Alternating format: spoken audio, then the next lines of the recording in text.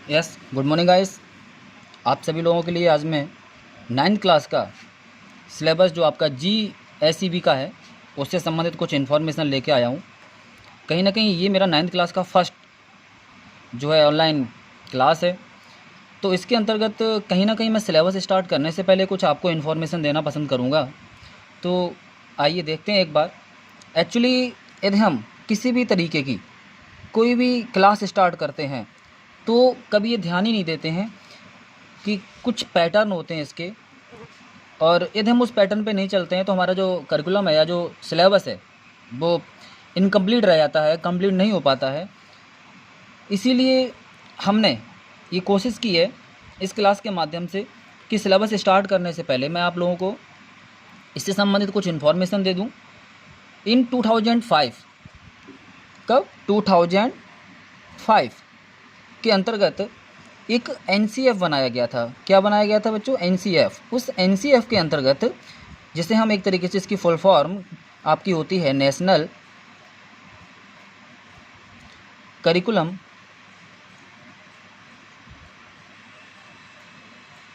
Framework, इसके अंतर्गत ये तय किया गया था कि क्यों ना बच्चों के सर्वांगीण विकास के लिए इस बुक को तैयार किया जाए। तो normally under the curriculum of 2005 the consist of various subject of social science. कहीं ना कहीं इसके अंदर काफ़ी सब्जेक्ट को वरीयता दी गई, जगह दी गई थी।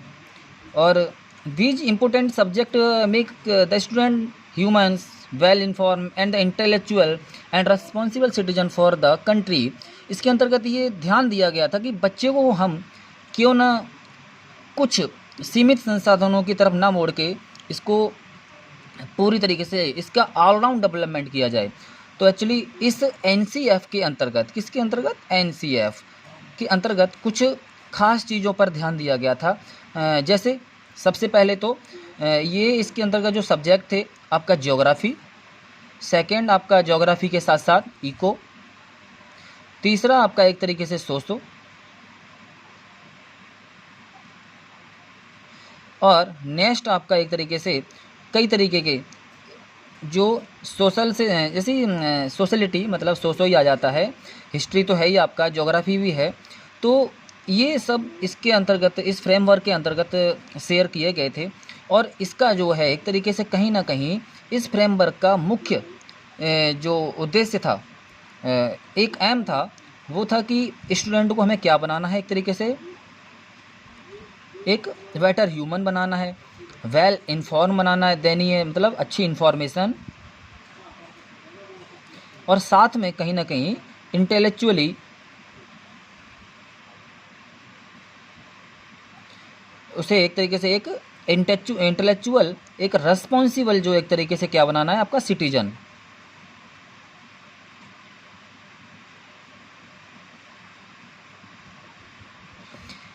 ये इसलिए किया गया था क्योंकि समय के साथ कुछ हमेशा सिलेबस के अंतर्गत चेंजेस किए जाते हैं, और यदि वो चेंजेस ना किए जाएँ तो कहीं ना कहीं बच्चे का जो डेवलपमेंट है, जो विकास है, उसमें प्रॉब्लम आती है, उसमें कहीं ना कहीं प्रॉब्लम क्रिएट होती है। तो उस प्रॉब्लम को सॉल्व करने के लिए जो है एक तरीके से आपका NCF नेशनल करिकुलम के द्वारा इसमें कुछ सुधार किया गया था। सबसे पहले तो कि बच्चे के अंदर क्या है कि ह्यूमैनिटी, एक अच्छा मानव बनने की प्रवृत्ति हो। दूसरा वेल इन्फॉर्मेशन, मतलब उसे अच्छी जानकारी मिल सके। तीसरा उसे intellectual of the responsible citizen, मतलब एक तरीके से उसे एक अच्छा नागरिक बनाया जा सके। समाज के अंतर्गत उसे जो जीवन निर्वाह करने का जो तरीका है उसमें चेंजेस लाया जा सके। तो इसके अंदर जब ये चेंज किए गए तो इस चेंजेस के साथ साथ इस सिलेबस को कहीं ना कहीं 3 पार्ट्स में डिवाइड कर दिया गया था। जैसा कि बच्चों इसमें पहले ही मैं बोल चुका हूँ, एक आपका था ज्योग्राफी, एक इको मतलब, और एक आपका सोशो, और एक आपका हिस्ट्री, है ना। तो अब जब इस तरीके से इसको 3 पार्ट्स में डिवाइड किया गया तो सबसे फर्स्ट आपका जो कह सकते हो एक यूनिट, जो सबसे पहली यूनिट थी आपकी यूनिट फर्स्ट, ये जो आपकी यूनिट थी फर्स्ट, इसके संबंधित जो है एक तरीके से कहीं ना कहीं आपका हिस्ट्री आता है रिलेटेड। क्या है आपका इससे संबंधित? हिस्ट्री। इसके अंतर्गत ये देखा गया था कि किस तरीके से कि जो आपकी भारत जो आपका इंडिया है उससे उसके पूरे वर्ल्ड के साथ क्या रिलेशन रहे, उससे संबंधित सबसे पहले तो जैसे कि मॉडर्न जो 20वीं सेंचुरी के अंतर्गत आपका जो वर्ल्ड और इंडिया के रिलेशन, सबसे पहले इसमें क्या फोकस किया गया है, वर्ल्ड एंड इंडिया रिलेशन। दूसरा इसके अंतर्गत पोस्ट ऑफ इंडिपेंडेंस से संबंधित दूसरा इसका फोकस किया गया था इवेंट्स के ऊपर, घटनाओं के ऊपर। तीसरा आपका struggle of independence, struggle of independence, और साथ में एक तरीके से study of contemporary India.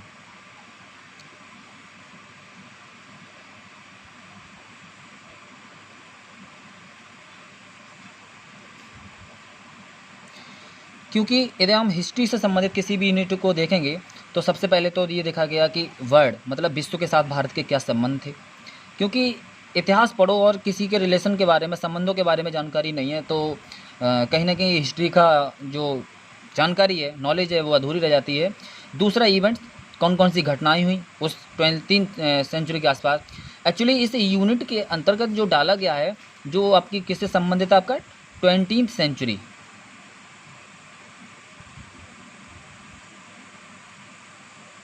Twenty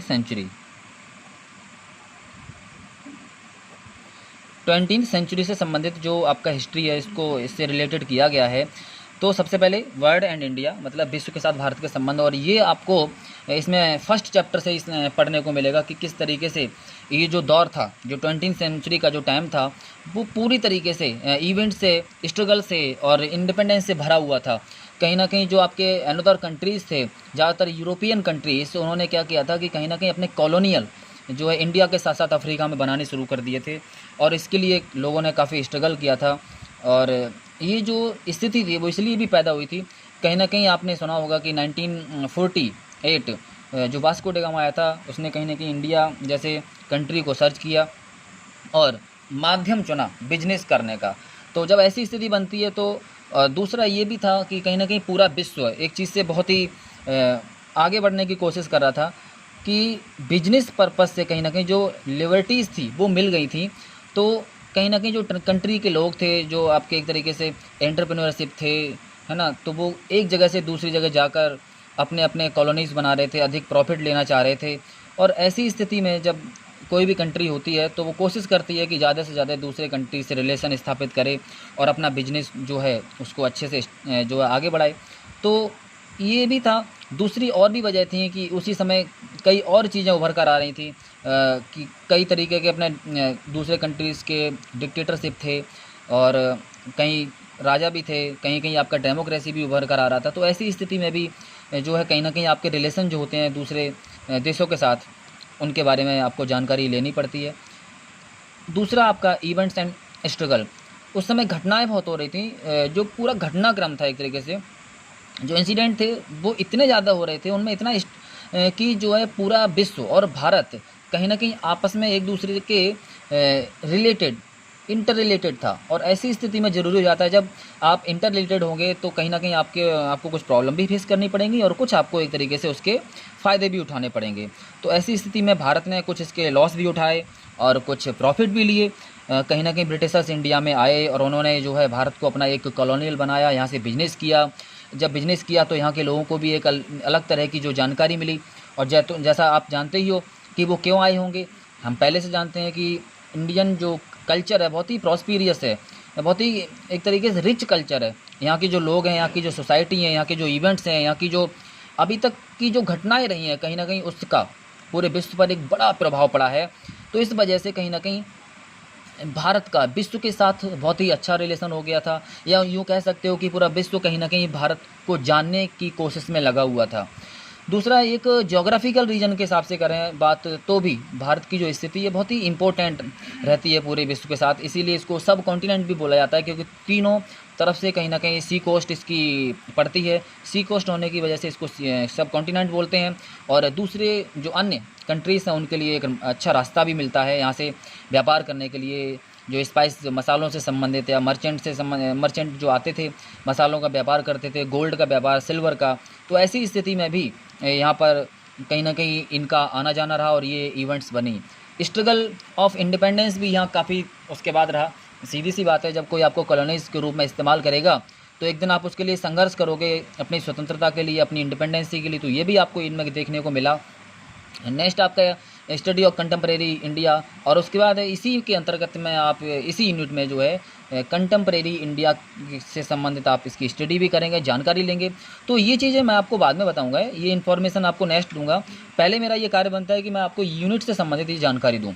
तो फर्स्ट ये हो गया, और सेकेंड आपका यूनिट सेकेंड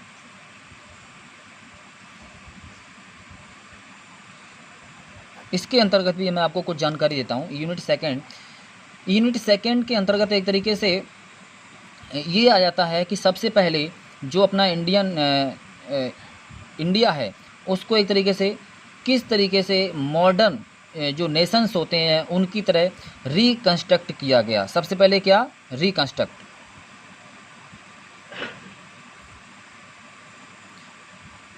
क्योंकि आपको भी ये पता होगा, जब भारत की स्थिति कॉलोनीज़ के रूप में तो स्ट्रगल किया, संघर्ष करने के बाद इंडिपेंडेंस मिला, तो अब ज़रूरी हो जाता है कि हम क्या करें, इसके लिए रिकंस्ट्रक्ट करें।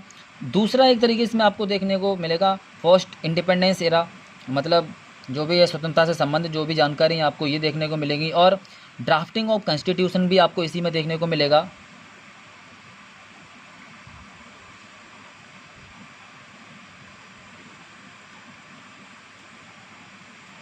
मतलब एक तरीके से संवैधानिक जो कमेटी थी, जो सदस्यता के साथ जो कमेटी बनाई गई थी, उनका क्या कार्य था और उन्होंने किस तरीके से इसको तैयार किया। और नेक्स्ट आपको इसमें जो आपके फीचर्स हैं, किसके, कॉन्स्टिट्यूशन के फीचर्स, ये भी आपको इसमें पढ़ने को मिलेंगे, इसके बारे में जानकारी मिलेगी। इसके बाद आपको स्ट्रक्चर ऑफ इंडियन गवर्नमेंट के बारे में नॉलेज मिलेगी।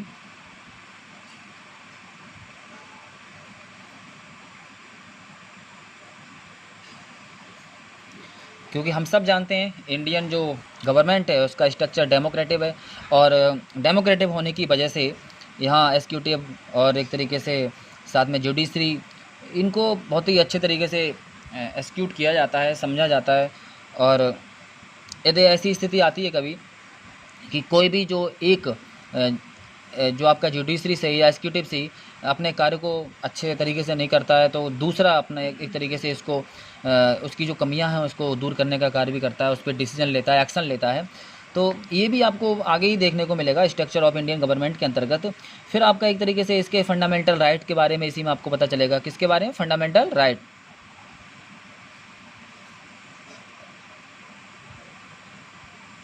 फंडामेंटल राइट के साथ साथ आपको इसकी ड्यूटीज़ के बारे में भी पता चलेगा, क्योंकि हम सब की मॉरल ड्यूटीज़ कुछ बनती हैं हमारे कॉन्स्टिट्यूशन के अनुसार। फिर ड्यूटीज़ के साथ साथ इंडियन डेमोक्रेसी की एक तरीके से जो और भी कई चीज़ें हैं उनको, जैसे कि कभी कभी रहता है कि इंडियन जो डेमोक्रेसी है वो एक वर्ल्ड की लार्जेस्ट डेमोक्रेसी है, तो इसको किस तरीके से ये अपना वर्क करती है। तो लार्जेस्ट डेमोक्रेसी वर्किंग जो भी है, तो लार्जेस्ट जो डेमोक्रेसी है उसका क्या वर्क है और किस तरीके से कार्य करती है। तो ये आपको मतलब सिविक से संबंधित है ना, ये आपको कहीं ना कहीं सेकंड यूनिट में देखने को मिलेगा। और जो आपका फर्स्ट यूनिट है उसके अंतर्गत आपको ज़्यादातर पार्ट्स जो आपका हिस्ट्री से संबंधित, इवेंट से संबंधित, स्ट्रगल से संबंधित देखने को मिलेगा। और पूरे यूरोपियन जो कंट्रीज़ थे उनके साथ भारत के क्या रिलेशन थे उनके बारे में जानकारी मिलेगी। और यदि हम लास्ट जो इसकी थर्ड यूनिट की बात करें, इसमें जो है आपको ज्योग्राफिकल जो कंडीशन है इसके बारे में जानकारी मिलेगी। देखो बच्चों, ये समझने की वाली बात है। फर्स्ट यूनिट आपकी हिस्ट्री से रिलेटेड है, सेकंड यूनिट आपकी सिविक्स से रिलेटेड है, थर्ड यूनिट जो कि आपकी किससे, ज्योग्राफी से रिलेटेड है। और इसके अंतर्गत आप जो पढ़ेंगे वो लैंड एंड पीपल, से संबंधित पढ़ेंगे। किसके बारे में? लैंड एंड पीपल के बारे में। और in this unit discuss the land of India, मतलब ये जो यूनिट है कहीं ना कहीं आपकी जो इंडियन लैंड है उसके बारे में ही डिस्कशन चलेगा, उसके बारे में पता चलेगा। और लैंड के साथ साथ यहाँ के नेचर के बारे में भी आपको जानकारी मिलेगी, और यहाँ के नेचर के साथ साथ पीपल, भाई यहाँ का नेचर क्या है, जोग्राफिकल रीजन क्या है, जोग्राफिकल यहाँ की स्थिति क्या है, यहाँ के लोग क्या हैं, लोगों की स्थिति क्या है, किस तरीके का बिहेव है नेचर के प्रति, इनका आपस में जो एक तरीके से रिलेशन है वो क्या है, ये सब आपको कहीं ना कहीं इसी में देखने को मिलेगा। फिर हमें ये भी देखने को मिलेगा इसी यूनिट के अंतर्गत जो इंडिया है उसका जो नेचुरल रिसोर्सेज है बहुत ही कैसा रिच है। तो ऐसी स्थिति में यहाँ का जो एनवायरनमेंट है उससे संबंधित भी आपको इसमें नॉलेज मिलेगी, मतलब इंडियन रिच कल्चर के बारे में आपको जानकारी मिलेगी। सबसे पहले तो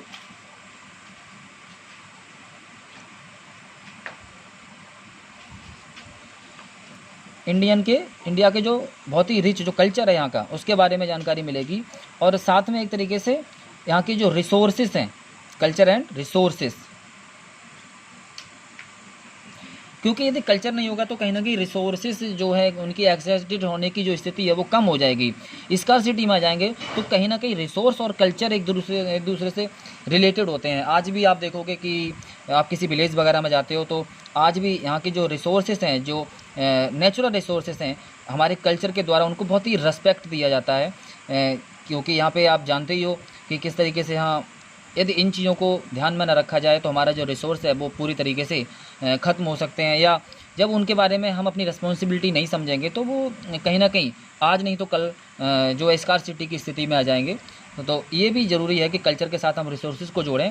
फिर उसके बाद यहाँ की जो रिच वैरायटी ऑफ एनवायरनमेंट, इसके बारे में भी जानकारी लेंगे। Rich variety of environment,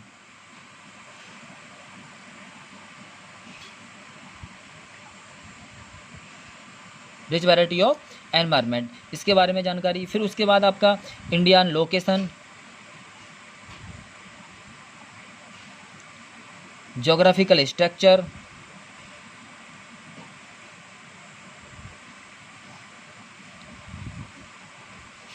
geographical structure,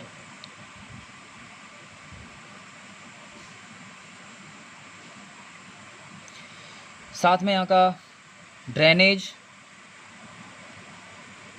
system, wild life, उसके बाद डिजास्टर मैनेजमेंट।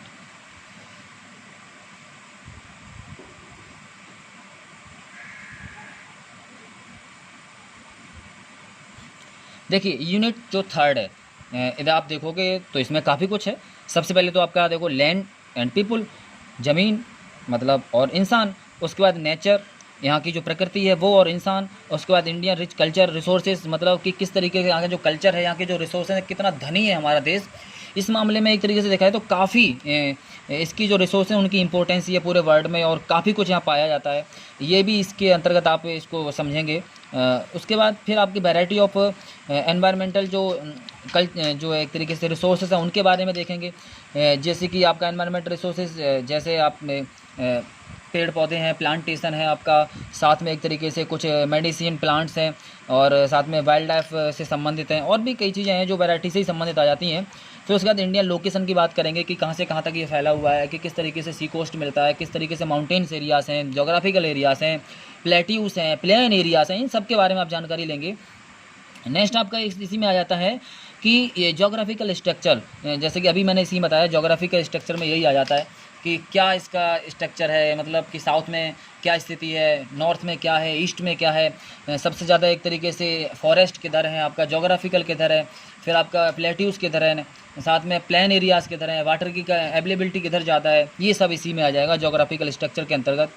फिर आपका ड्रेनेज सिस्टम आ जाएगा। ड्रेनेज सिस्टम के अंतर्गत आपकी जल निकासी से संबंधित है, जैसे कि यहाँ कौन कौन सी रिवर्स हैं, कैनाल हैं, और इस पर किस तरीके के वर्कआउट किए गए, कौन कौन से प्रोजेक्ट चलाए गए, ये सब आपको इसी में पढ़ने को मिलेगा। फिर आपका एक तरीके से आ जाता है कि कौन कौन से इसी में आपको डैम भी पढ़ने को मिलेंगे, मल्टीनेशनल प्रोजेक्ट भी आपको देखने को मिलेंगे। उसके बाद वाइल्ड लाइफ आपको पढ़ने को मिलेगा कि कौन कौन सी जो एक तरीके से वैरायटी है वाइल्ड लाइफ की जो डिस्टिंक्ट स्थिति में आ जाती है, कौन सी डेंजरस है, कौन सी इनडेंजरस है। कौन सी नॉर्मल स्पीसीज़ है, तो ये सब भी आप इसमें पढ़ेंगे।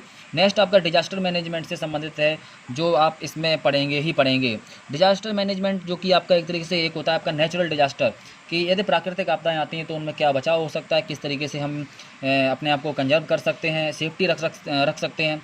तो ओवरऑल हमें ये जो 9th क्लास है, इस 9th क्लास में आपको जो 3 यूनिट हैं इन पर फोकस करना है बच्चों। यदि हम इन पे सही से फोकस कर लेते हैं तो आगे का जो हमारा मार्ग है, रास्ता है, कहीं ना कहीं बहुत आसान हो जाएगा। तो आज के लिए मैं सिर्फ आपको इतना बताने के लिए आया हुआ था कि किस तरीके से हमें इसकी टीचिंग करनी है, इसको समझाना है, कैसे आपको इस पर फोकस करना है।